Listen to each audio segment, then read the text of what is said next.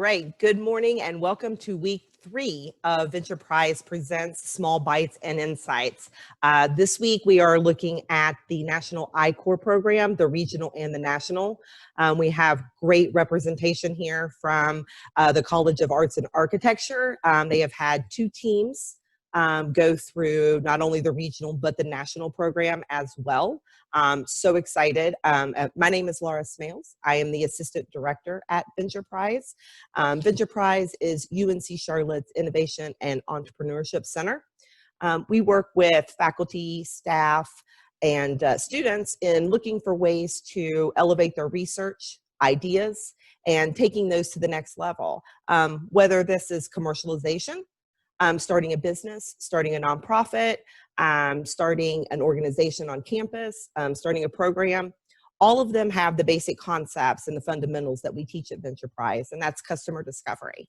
We're going to be talking a lot about customer discovery today. Customer discovery is our core of our programming. It's a way to interview industry leaders, potential customers, partners, and learn about the industry and some of the problems that are out there that this research that's on UNC Charlotte's campus can actually solve.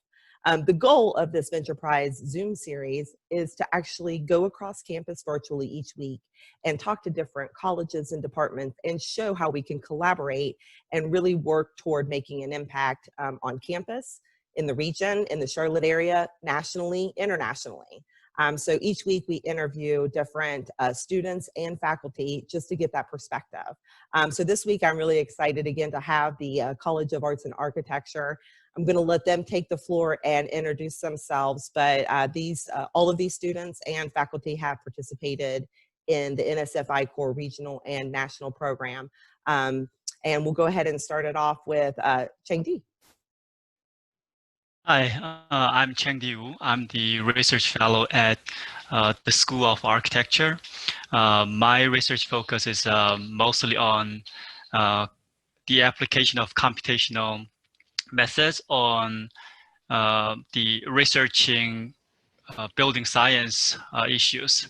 So I attended the 2019 and 2020 regional Ventureprise and also the national both years.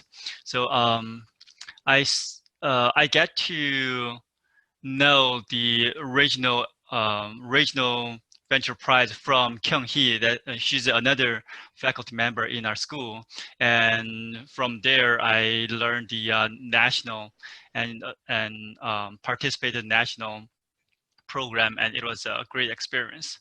So I'll leave to our team students to introduce themselves. Hello, my name is Dante Gil Rivas. I am a 4th-year architecture student. For regionals, I was EL, but when it came to nationals, I was co-EL. Ketki was the EL on that team. And yeah. So we'll go ahead and say the EL is entrepreneurial lead. Okay. Perfect. And then sort of what is your focus in your studies? Okay. So right now, I'm part of like the USGBC president. So what I'm really trying to focus on is sustainability. And that's at least what the research that we tend to do had this form of sustainability.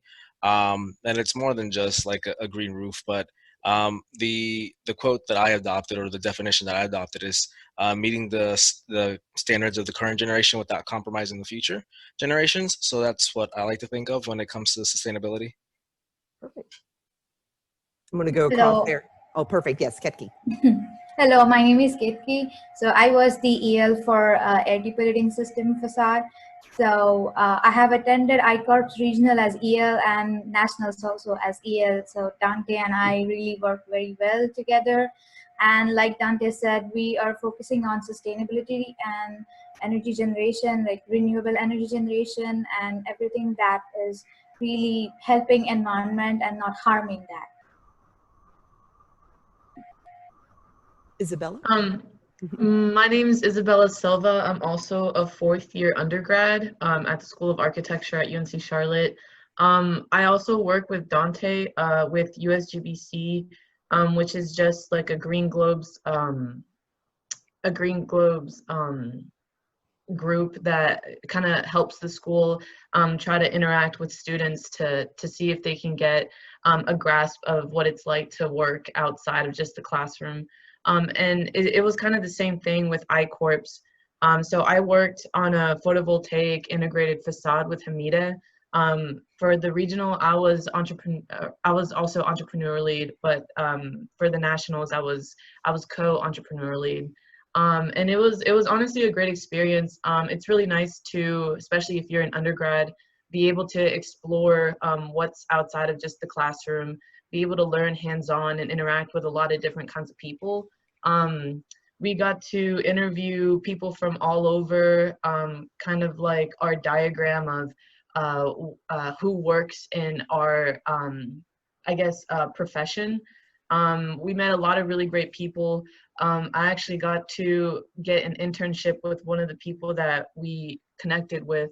So it's a really great experience. And just being able to, I guess, like, be able to talk to people with COVID going on, it was a little difficult to be online all the time, but we did get a good opportunity to expand the groups of people that we talked to. So we did talk to a couple people that were in Europe, not precisely in North Carolina.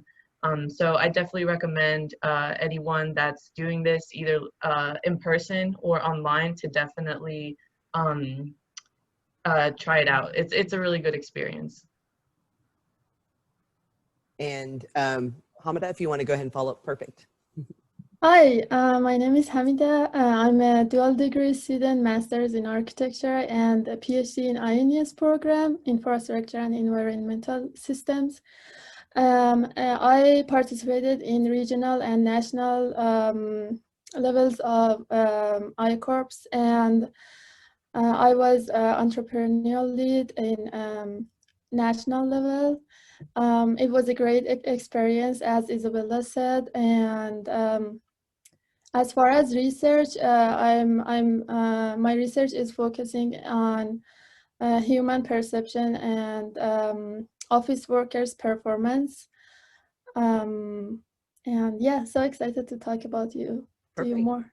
Perfect. And Dr. Kim, welcome. And we're just taking a few moments just to introduce ourselves and our background. Yes, first of all, thank you, Laura, for inviting us and allowing us to share our experience with you and also the audience.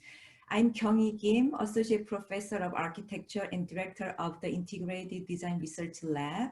I direct more building enclosure focused research projects with this wonderful panel here, the students, undergraduate and graduate students. One premises of our research project is that we have to safeguard Earth in order to warrant social and economic sustainability.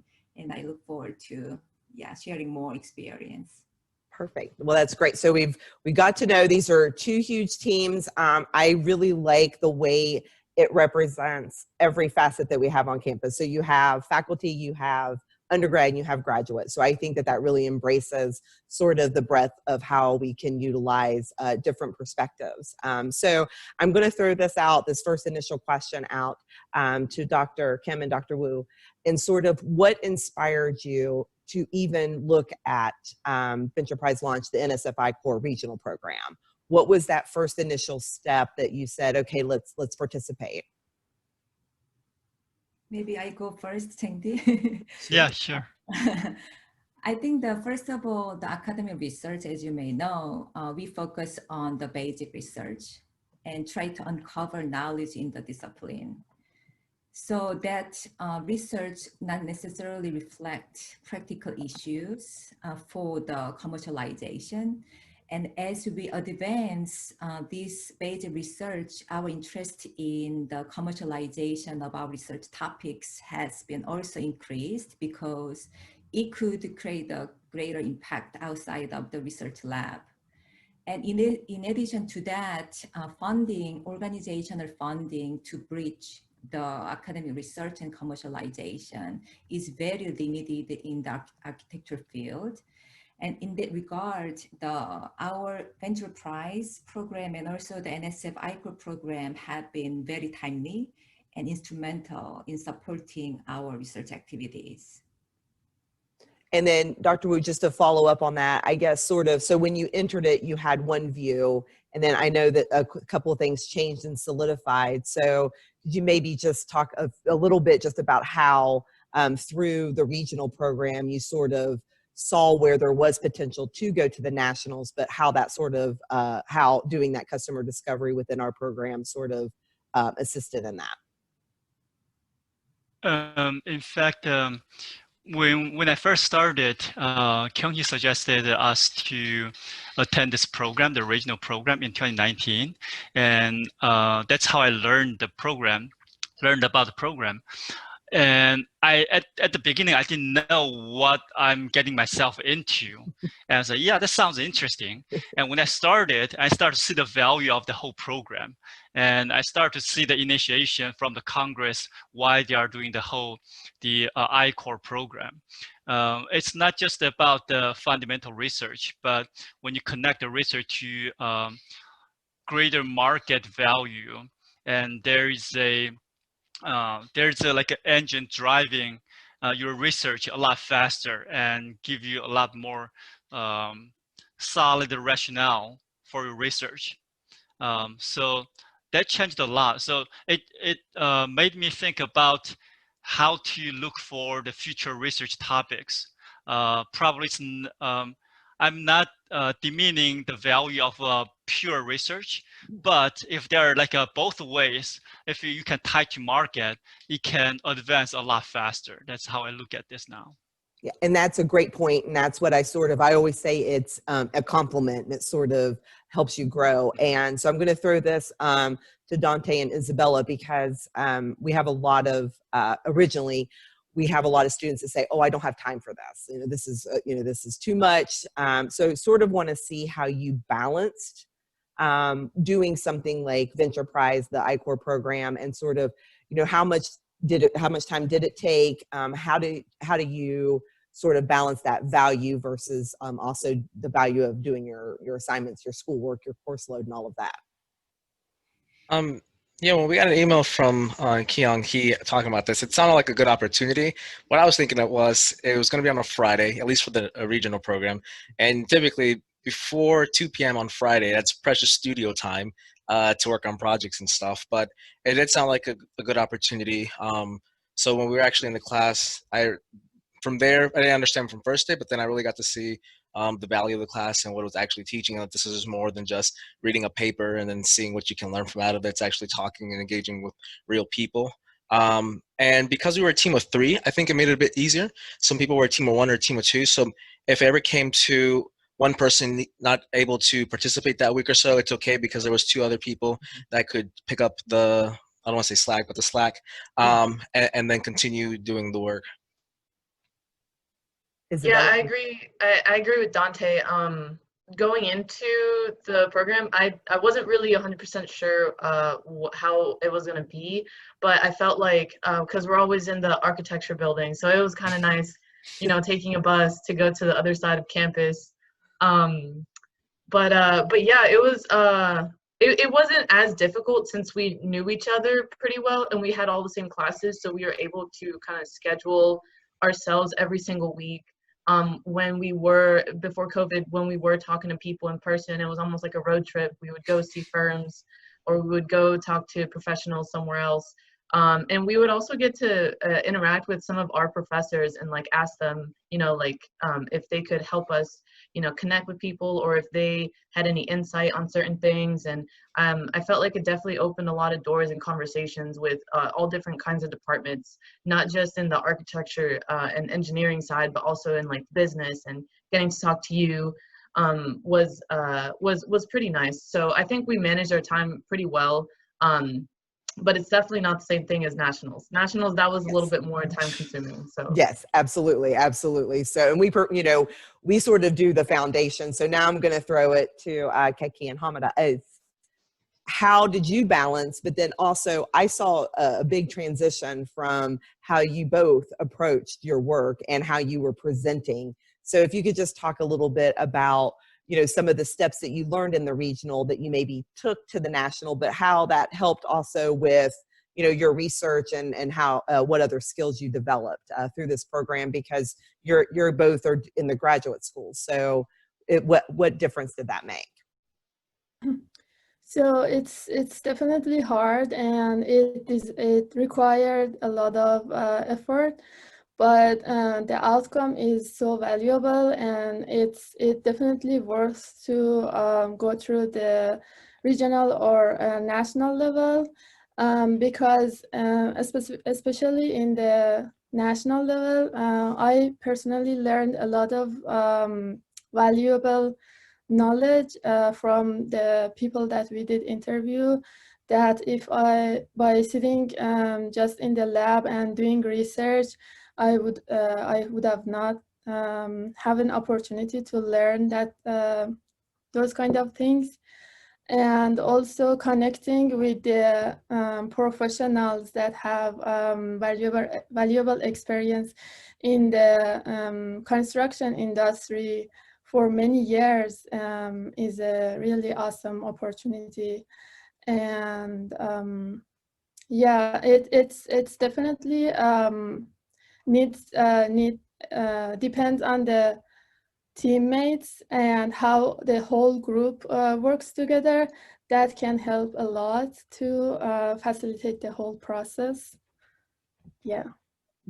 Ketki? Yeah, when I first learned from Kyoung-Hee that I have to attend this thing for the regionals, then I was, okay, let's go, let's see. If I don't like it, I might ask her to, okay, let's not just continue that. Maybe that might affect the academic work. But then when I first attended the I Corps' first session, it was really different, and it was something new for me to learn about these things. And when I learned that, okay, I have to interview a few people, and I'm really shy to talking to people. So it was like, oh my God, this is a very big thing. Okay, now I'm going to do this, and I have to like overcome these things. So I started with the regionals, and when, yeah, regionals was pretty easy, I would say, or like not much time consuming, but nationals was time consuming. And I was glad that I didn't take any summer classes, so I could really focus on nationals. And yeah, also another point was about the nationals. Due to the situation, it was like mandatory to talk to people on Zoom or like video calling and everything. So it was also the new experience, like talking to person is, I think it is easy for me because I can see people either they are not interested in it or they are interested in that. But on Zoom, it's pretty difficult to know whether they are really interested or not. But now, like talking to 100 people, I really feel confident about talking on the video calling. And when we talk to these people, I first felt that maybe they won't be interested in our research topic, or they might just say, okay, I don't have much time. But there are people who are willing to help, and they really want some projects or like sustainability based projects to go out in the market. And so they are also willing to help us, give their valuable knowledge to us and experience. And from their experience, we learned different things in the market in this field. And also I wasn't sure about how things work. Like there are many professionals working in this field, but I don't know how they interact with each other, how much they interact. But when we talk to these people, I get to know that, whoa, they do interact, and these are the things that they interact or talk to when they talk to each other. So it was like learning the ecosystem of the this field. Yeah, that was a good experience. And yeah, I would recommend everyone to take that.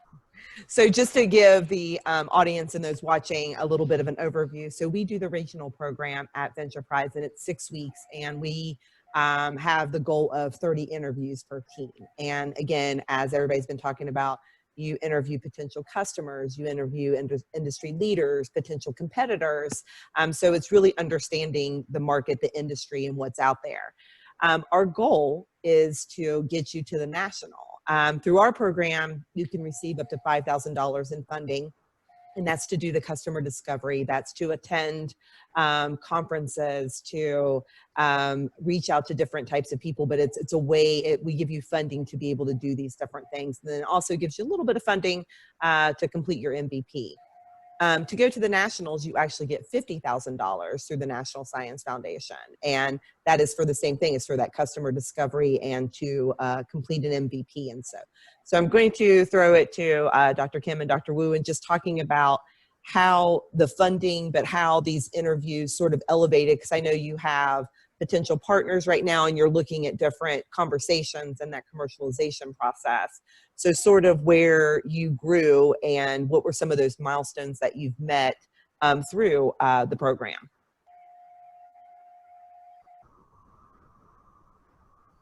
Go ahead, Kyoung-Hee.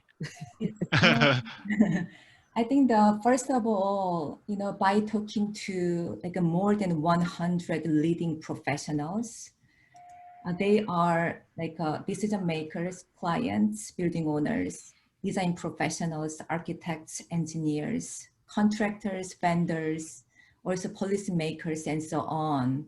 So they share their own perspectives to receive commercialization of breeding or edge technology.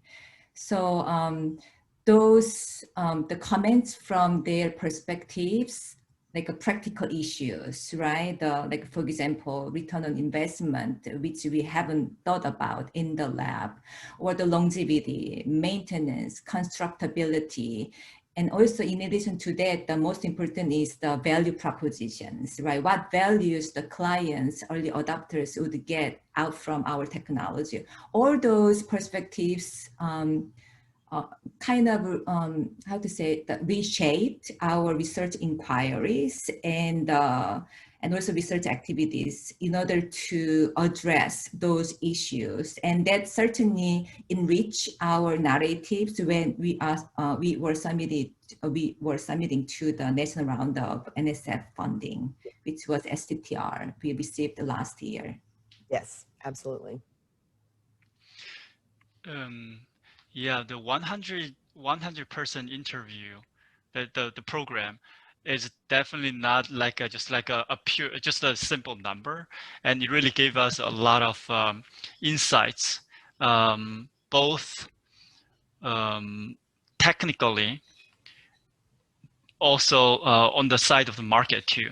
So with by interviewing with them, sometimes we can get, because they are the leading professionals in the industry, they gave us some insights on some of the problems we haven't thought about. Mm-hmm. So that just broadens our research topic. So, we can tap into some of those problems. And that's one input from them. And the other one is that, it's not just about pure research, but about how to tap into the market and to benefit the greater public with our technology. Yeah. Perfect. And one of the messages that I really, from talking to you, I know this, all of these team members very well, but one thing I would like, especially for all of the undergraduate and the graduate students to answer, is there's a component here of the environmental impact. I think all of you have mentioned how important this is on, how you're building a sustainable solution and how you're looking at these resources. So if you could talk a little, just talk a few moments just about how the social impact also is valued here and how you've discovered that through the research and the customer discovery. We'll start up at the corner, Dante, yeah. So social impacts. So the sustainability is to improve like the overall quality of the space. It's how the people are feeling in the space. So if you're talking about social, that's what I'm imagining. Yeah. So at least what we were working on is air quality. And with everything happening in COVID, not that our technology could help with COVID, but people are now being more worrisome of what's happening in the air. So to make them more comfortable in the space, that would also be an intended goal, at least for the project that I was working on. So that's what I'm imagining, or that's the response that I'm thinking of for that question. Yeah, absolutely. For the photovoltaic integrated facade, I definitely learned that, I already kind of knew that there are a lot of businesses that are integrating that kind of technology onto buildings. What we kind of got out of it was that there are people that do care about the kind of you know, solar energy versus like the man-made energy that produces all these CO2 emissions. But a lot of businesses right now, I think, are more of on like the trending topic of sustainability. So I feel like as our generation grows, I think the point is to not only make it a trend, but make it more of a value, and kind of be able to express that with, you know, any kind of technology or architecture that we can bring out from this experience. And the marketplace is doing really well. There are a lot of technologies in regards to solar panels that do come out every year, and that do evolve every, I'm going to say like every semester. And so being able to know that there are a lot of people and policymakers too that are trying to implement all these rules and regulations, especially on the West Coast, to help improve the environment. But it's all about also about people speaking out. So if people don't really talk about it, it's not really going to get done. So it's important as anyone working any kind of field to kind of have a platform for it and kind of show interest in some of the stuff that we are researching and trying to enhance into the actual real world. And if you look at the larger image, because of the global warming, there is it has a lot of negative impact in the world, and like wildfires. Some of the pictures that I saw in wildfires in Australia or California is really heartbreaking, and I start thinking about what can I do as a professional in my field to mitigate this kind of impacts. And I realized that building sectors are emitting a lot of CO2 into the air, and I'm so happy that I mean, it's really good that different sectors in the building building and construction industry are realizing how important it is to go toward renewable energies or carbon neutral. And I think our project as Regenerative Facade has a really positive impact in social level. You know, due to the current situation, people are now thinking about new lifestyle or new way to live, like they can live safely and clean in a clean environment. So like this COVID is like a good thing in that way, that people are now aware of these things and they are now really interested to invest in these kind of things that will help themselves and also the nature or environment they are living in. So due to this also, since people are thinking about the air they live in, so it is really important. So now there will be some monitoring systems to know whether the air they live in is good or not. So we need to do something so that the air will be good. People come up with ventilation and everything, like natural ventilation, but then again, if the virus or any kind of pollution is in the environment outside, so even though we open up the windows, it's not good. It's not the good air that we are breathing in again. And from people, when we talk to these people, we also came to know that there are many school kids that are facing the problems like breathing problems, like asthma and everything. And it was really like Hamida mentioned about the wildfires, heartbreaking picture. So it's really heartbreaking that those small kids who go to school, they don't have their home, like homeless kids or people living in a poor area. They don't have much of the things that can improve the air quality. Like if in an office we can really we have this HVAC system or air filtration system, but the people who are living in these areas where they don't have much money to invest, so for these kind of people or in this kind of environment, we need something that could really help them, and that can help the kids, because they are the future of our world now. So we need to make sure that they are also safe in the environment they live in. And I will say from all of you that like that has evolved so much from when you were actually in the regional program. So I like to hear that evolution. We're going to wind down, but we do have a few questions. One for, so for Dr. Kim and Dr. Wu, we did have a question of, did your involvement in Ventureprise interfere with your current research agenda or help enhance what you were already working on? Yes, it certainly advanced our research and no interference at all. And then I like to, yes, speak like in person because I can give them a lot of examples how they enhance our research. Yeah, I totally agree. It's in terms of research agenda, there's no interference at all. It does require some of your time investment in National I Corps. That's for sure, like 2 months of a dedication. But it's aligned. It is aligned with our research agenda, and it's extending the agenda. And with the interviews, we also found some of the potential research questions and research the topics to research. So for the solar project, we heard about the resilience problem. So when there is a natural disaster and the power grid is out, then how do we use the local solar generation to give emergency electricity, which is very important. Some people need to power their the battery of maybe the medical device and whatever the very emergent, maybe just a flashlight would be very helpful. So some of those we just look at in a different way now.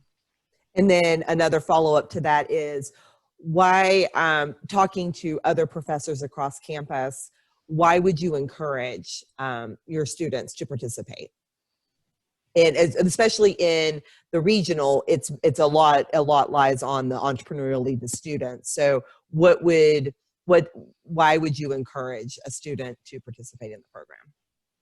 I think to me, the innovation also in part come from the interdisciplinary collaborations, and all our projects actually, in fact, have input from other discipline, like biology, mechanical department, mechanical engineering, and so on, also chemical engineering and so on. So talking to other professors are certainly very important, not only getting their network to interview their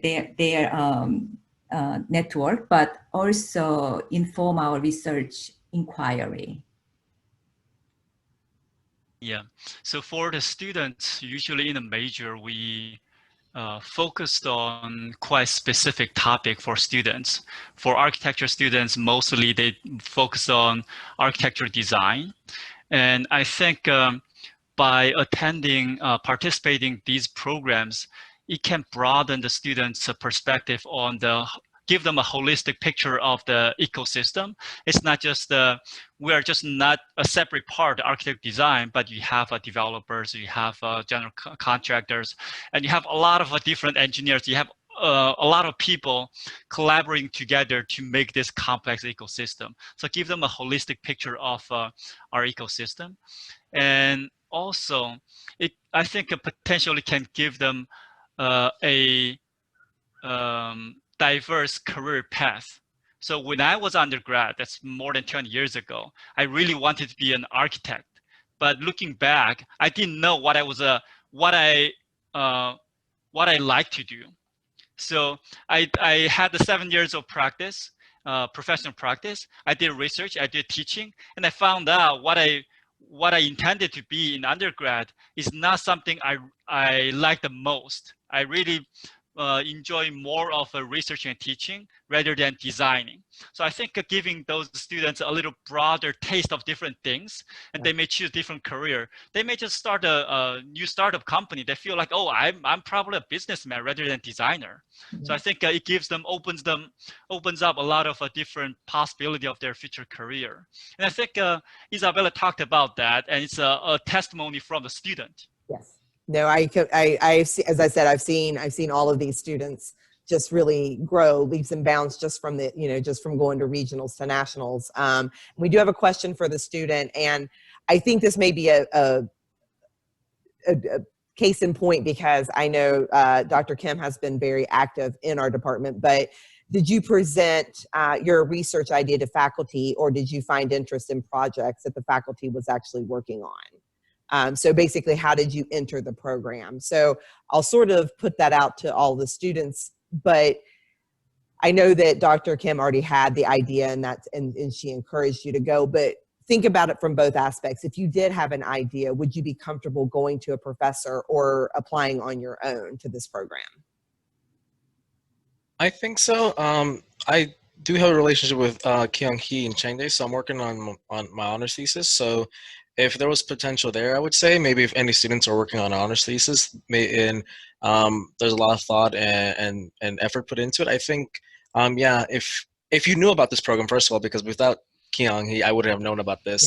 Yeah, I think I would be comfortable reaching out and seeing where the next level work could go. Yeah, me too. After I guess after participating with both of our professors, I feel a lot more comfortable and opportunistic on speaking to professors about these kind of things, because they do want to help and they do want you to excel and exceed. So I definitely think that I would also be comfortable with talking to them or any professors about like certain topics like this. But yeah, being able to work with Kyoung-Hee beforehand and her giving us this opportunity was really helpful. I might be scared to directly apply for the programs, being since Kyoung-Hee and Chengde is here to help us, so I'm comfortable with this program. But I think if I came up with some idea, I would rather first go to the people that I know and the people who know me, and so I can clearly explain what I have in my mind. And if they think that, yeah, this has some potential, then I can go ahead with these kind of programs. Yeah. Working with Kyoung-Hee and Chengde helped me develop a lot of my skills, and I'm right now comfortable to go ahead and take a step towards the upper levels of the program, or even in the industry or career path. So yeah. Got it. And so I'm going to say that the overarching theme is for professors to embrace it and sort of encourage students. But then also I do want to encourage students, if you do have an idea, you do have some research, absolutely reach out to us. We can also help in reaching out to other professors, because we really work with the entrepreneurial leads, the students, in really advancing this. We've talked about a multitude of things in this brief session, so we're going to conclude, but we've hit the multidisciplinary research, the leadership, the growth, the social impact, the making a difference, not only on our campus, but this is really going to grow both of these projects. So it's also helped with some of your funding. So I think there's a wealth of knowledge here. And I'm going to go ahead and conclude by saying we do have open applications for Ventureprise launch, the regional program. Applications are supposed to close tomorrow, but I have already had some emails on extending that, so that could extend. But we are looking to do the program on Thursday evenings from 5 to 7. But applications can be found here at this website, entrepreneurship.uncc.edu. And then I do believe that we do have, you want to talk about a couple of presentations that are coming up that you're going to be presenting your work? That's correct. So today I have a presentation at 2:30 at the professional conference called AIA ACSA conference. And actually those students already registered for it, so encouraged to join.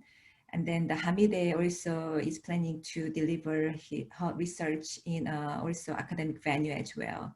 So we try to spread our work around us. Great. Well, it's been a pleasure. I love getting you all together. You know that. And thanks to those who joined and for the questions. We will be posting this. And then we'll also have a story on these two teams and their journey popping up on our website as well. But again, great success stories from the Ventureprise launch, the NSF I Corps regional program, and then going on to nationals. Great success stories, great teams here. And please reach out to me. As we always say, entrepreneurship.uncc.edu is our website. You can follow us on Facebook, Twitter, Instagram. Also, feel free to email me if you have any questions about today's show. And also, if you would like to be introduced to anybody on this esteemed panel. Been great. Thank you guys so much for your time. Enjoyed it. And we will see everybody next week.